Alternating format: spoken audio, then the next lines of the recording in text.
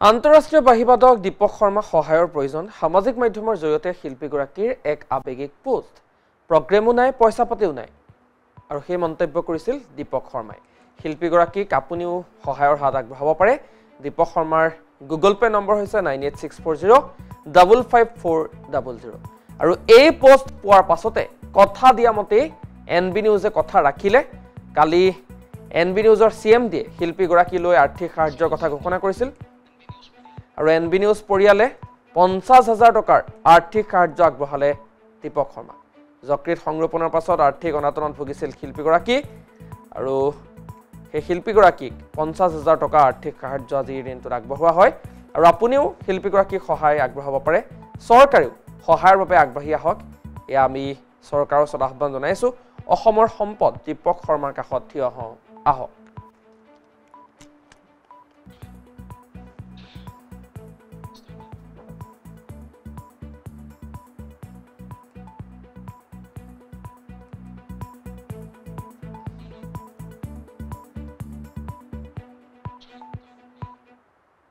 আন্তঃৰাষ্ট্ৰীয় বাহিবাদক দীপক শৰ্মা সহায়ৰ প্ৰয়োজন সামাজিক মাধ্যমৰ জৰিয়তে শিল্পীগৰাকীৰ এক আৱেগিক পোষ্ট প্ৰগ্ৰেমো নাই পইচা পাতিও নাই আৰু সেই মন্তব্য কৰিছিল দীপক শৰ্মাই শিল্পীগৰাকীক আপুনিও সহায়ৰ হাত আগবঢ়াব পাৰে দীপক শৰ্মাৰ গুগল পে নম্বৰ হৈছে 9864055400 আৰু এই পোষ্ট পোৱাৰ পাছতে কথা দিয়া মতে এনবি নিউজে কথা ৰাখিলে কালি এনবি নিউজৰ সিএম দিয়ে শিল্পীগৰাকীলৈ আৰ্থিক সাহায্যৰ কথা ঘোষণা কৰিছিল আৰু এনবি নিউজ পৰিয়ালে 50,000 টকাৰ আৰ্থিক সাহায্য আগবঢ়ালে দীপক শৰ্মা যকৃত সংৰোপণৰ পাছত আৰ্থিক অনাটনত ভুগিছিল শিল্পীগৰাকী আৰু সেই শিল্পীগৰাকীক 50,000 টকা আৰ্থিক সাহায্য আজিৰ দিনটোত আগবঢ়োৱা হয় আৰু আপুনিও শিল্পীগৰাকীক সহায় আগবঢ়াব পাৰে চৰকাৰেও সহায়ৰ বাবে আগবাঢ়ি আহক এয়া আমি চৰকাৰৰ ওচৰত আহ্বান জনাইছো অসমৰ সম্পদ দীপক শৰ্মাৰ কাষত থিয় হওঁ আহক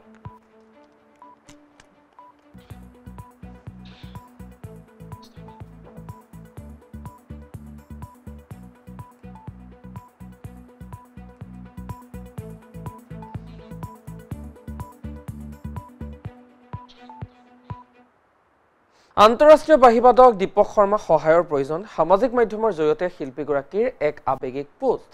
প্ৰগ্ৰেমো নাই পইচা পাতিও নাই আৰু সেই মন্তব্য কৰিছিল দীপক শৰ্মাই শিল্পীগৰাকীক আপুনিও সহায়ৰ হাত আগবঢ়াব পাৰে দীপক শৰ্মাৰ গুগল পে নম্বৰ হৈছে 9864055400 আৰু এই পোষ্ট পোৱাৰ পাছতে কথা দিয়া মতে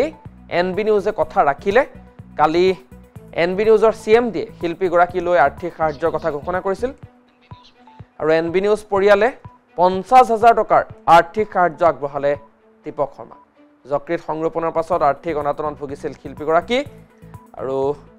সেই শিল্পীগৰাকীক 50,000 টকা আৰ্থিক সাহায্য আজিৰ দিনটোত আগবঢ়োৱা হয় আৰু আপুনিও শিল্পীগৰাকীক সহায় আগবঢ়াব পাৰে চৰকাৰেও সহায়ৰ বাবে আগবাঢ়ি আহক এয়া আমি চৰকাৰৰ ওচৰত আহ্বান জনাইছো অসমৰ সম্পদ দীপক শৰ্মাৰ কাষত থিয় হওঁ আহক